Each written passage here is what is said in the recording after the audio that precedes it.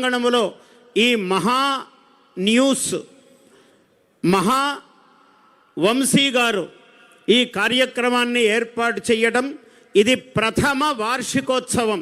అంటే ప్రథమం అంటే మొదటిది. ఒక అక్షరం తిప్పేస్తే ప్రమథులు, ప్రమథాగ్రేసరుడు మహాశివుడు. ఆయన చుట్టూ ఉండే పరిజనమంతా ప్రమథులు. మనమందరము కూడా ప్రమథులమే. అసలు శివుడి గొప్పతనం ఏమిటి అంటే, ఆయన శివుడంటే సౌందర్యం, శివుడంటే సౌజన్యం, శివుడంటే సహనం, శివుడంటే మాధుర్యం. హాలాహలము పుట్టినప్పుడు, పాలసముద్రం చిలికినప్పుడు హాలాహలం పుట్టింది, మహావిషము. ఆ విషం పుట్టినప్పుడు మహావిష్ణువు, ఇంద్రుడు, బ్రహ్మ అందరూ పరిగెత్తుకుంటూ వెళ్ళారు శివుడి దగ్గరికి. ఏమిటయ్యా మా పరిస్థితి, లోకమంతా ఏమైపోతుంది, నువ్వు కాచుకోవాలి అన్నారు. ఆ పరమేశ్వరుడు ఒక్కసారి ఆ మహావిషాన్ని, సర్వంకషమున్ మహావిషమును ఆహ్వానించే ఒక చిన్న ముద్దలాగా, ఒక నేరేడు పండులాగా చేసి మింగేశాడట మహానుభావుడు. అంటే కష్టాన్ని సహించటం అన్నది అది మింగి గొంతులో ఇక్కడ ఉంచాడు. లోపలికెళితే సమస్త భువనాలు మాడిపోతాయి, బయట ఉంటే బయటి లోకాలు మాడిపోతాయి. అందుకని అటు ఇటు కాకుండా గొంతులో పెట్టుకున్నాడు. ఆయన గరళకంఠుడు, నీలకంఠుడు అయ్యాడు మహానుభావుడు. మానవుడు కూడా అంతే. అదే సముద్రములో చంద్రుడు వచ్చాడు. చంద్రుడు వస్తే తల మీద పెట్టుకొని లోకానికంతా చూపించాడు, చంద్రుడు ఎంత చల్లనివాడు, ఎంత తెల్లనివాడు అని. ఇతరుల గుణాలు ఉంటే ఇలా తల మీద పెట్టుకొని చెప్పాలి, లోపం ఉంటే గరణములాగా గొంతులోనే పెట్టుకోవాలి అని ఒక మహా సందేశాన్ని శివుడు మనకు ఇస్తున్నాడు.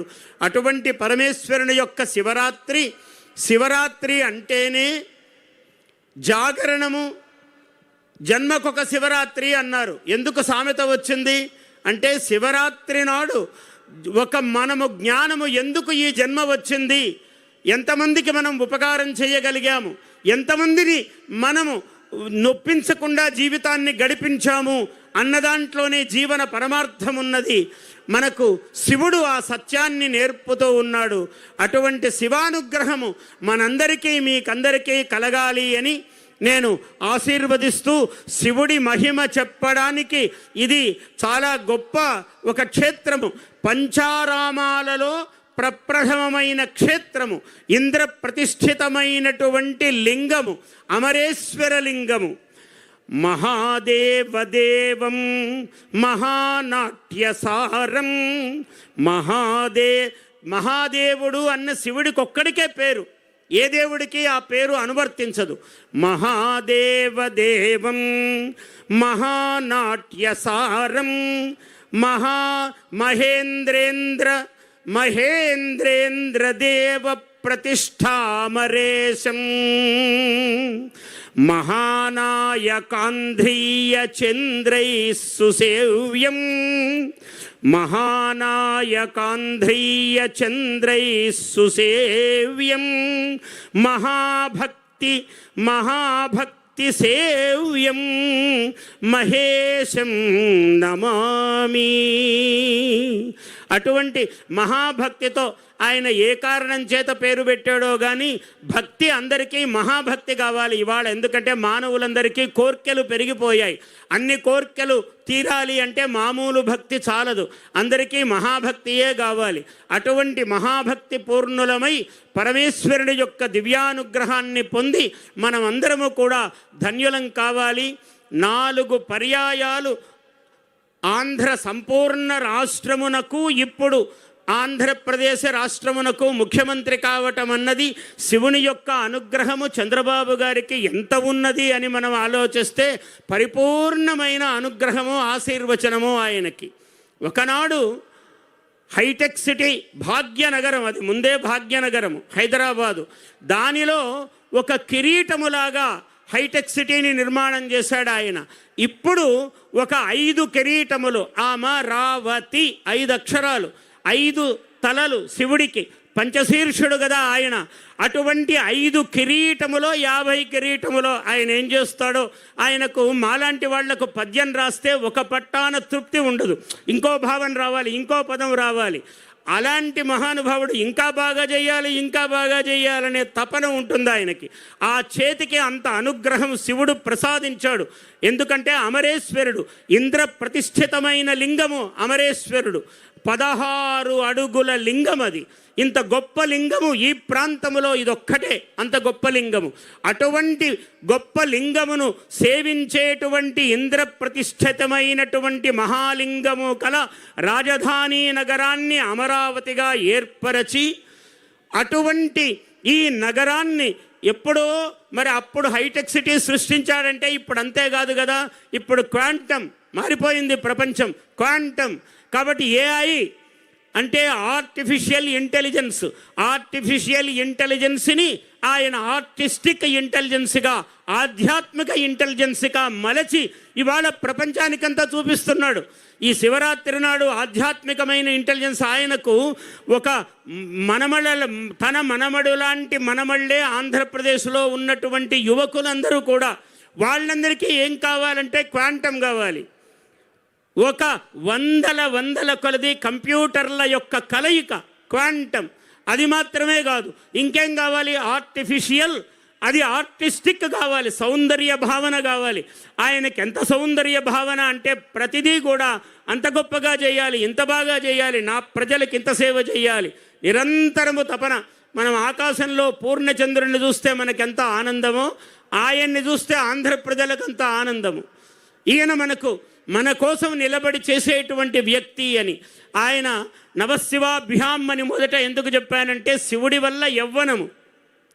70 దాటిన వాడు అలవోకగా మెట్లెక్కుతాడు, అలవోకగా దిగుతాడు.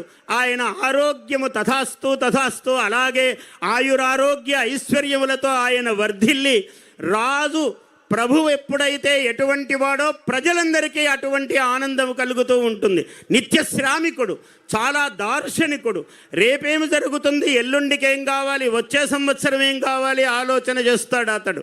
అటువంటి ఆలోచన వైభవము, సేవాభావము ఉన్నటువంటి మహనీయుడు. కాబట్టి ఆ పార్వతీ పరమేశ్వరులు ఆయన్ని నిరంతరము రక్షించి మనందరికీ ఏం కావాలో, ప్రజలకేం కావాలి, అభ్యుదయం కావాలి.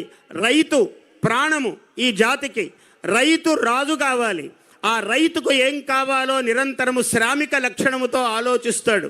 అటువంటి పరమేశ్వరుని యొక్క అనుగ్రహము ఆయనకు నిరంతరము కలగాలి అని. నాకేమో 5 నిమిషాలు అన్నారు, సమయం ఒక్క 2 నిమిషాలు మాట్లాడే వీలుంటే మాట్లాడతాను, అనుమతిస్తే. ఏమి మాట్లాడాలి అంటే 2 నిమిషాలు. నా 14 ఏళ్ల వయస్సులో, 14 సంవత్సరాల వయస్సులో నేను ఒక శివస్తోత్రం రాశాను, శివతాండవ స్తోత్రం. ఆ పదాలకు కూడా అర్థం తెలియదు ఆనాడు నాకు, తర్వాత తెలుసుకున్నాను.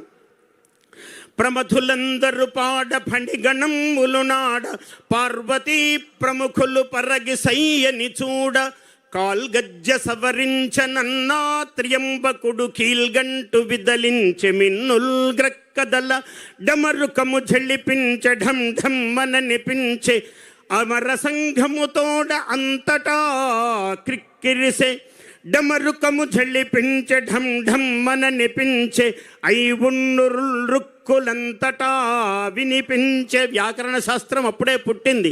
డమరుకము జళ్ళిపించే ఢం ఢం మననిపించే, ఐవున్నురుల్ రుక్కులంతటా వినిపించే, క్షీరాబ్ధిలో తేలు కీలానుగామి అయి ఫాలాక్షునేత్రము ప్రజ్వలించే, జయ జయ మహాదేవ సౌధీకృత గ్రావ, సతత నృత్య విరావ సత్యభావ, పార్వతీ ప్రణయాంకవాసీ జయ హో, ప్రథిత రక్తఛటాకేసీ జయ హో, కాలకాలం వ్యాళమాలా జయ కంకాళ పూర్ణిత భస్మహేలా జయ హో, జయ హో జయ హో జయ హో జయ జయ విజయ హో, అంచు ప్రమధావళుల్ అంచలంచలతోడ మించిపోయిరి, జయ జయధ్వానాల జాడ, స్తోత్రపాఠమి చాలు చూపించు సరి ప్రజ్ఞ, అన్నట్లు నగ కన్య అలవోక నవ్వింది, నవ్వు అంతర్యమ్ము రవ్వలో పసిగట్టె మువ్వలంజళిపించె దివ్య రవళులడించే, ఒక పాదనాదమ్ము ఘం ధం మటంచు దుడంగెనొక పాదనాదమ్ము గల్లు గల్లుమని పొంగే అది కాల భైరవుని అసుర మర్దన పాదము అది పార్వతీరమణి మృదుల పేశల పదము.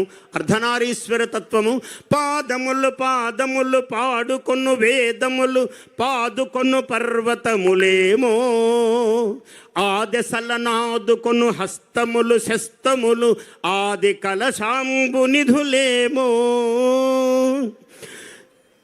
ఊదుకొను నెన్నురము ఉండు ఉమకాపురము ఉత్తముల గోపురము దేవా కాదనవు లేదనవు కాంచన మహాధనువు కాంచగలదే తనువు దేవా నిన్ను కాంచగలదే తనువు దేవా.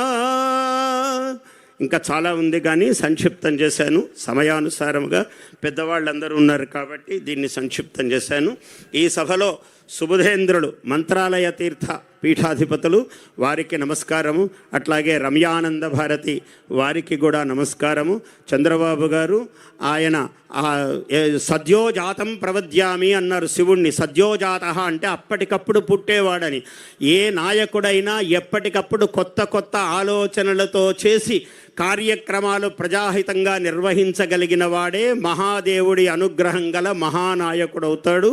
ఈ మహా కార్యక్రమానికి మహాశివరాత్రికి నన్ను పిలిచి ఆయన ఈ 4 మాటలు ఇక్కడ స్వామివారి గురించి మాట్లాడే భాగ్యం కలిగించినందుకు మహావంశీ కృష్ణ పద్మావతి దంపతులను నేను ఆశీర్వదిస్తున్నాను. చాలా ప్రతిభావంతుడు, యువకుడు, సద్యస్ఫురణ గలవాడు మహావంశీని నేను ఆశీర్వదిస్తూ ఉన్న అందరికీ కూడా ఓం నమః శివాయ, ఓం నమః శివాయ, ఓం నమః శివాయ. శివానుగ్రహ ప్రసాద సిద్ధిరస్తు. జయోస్తు.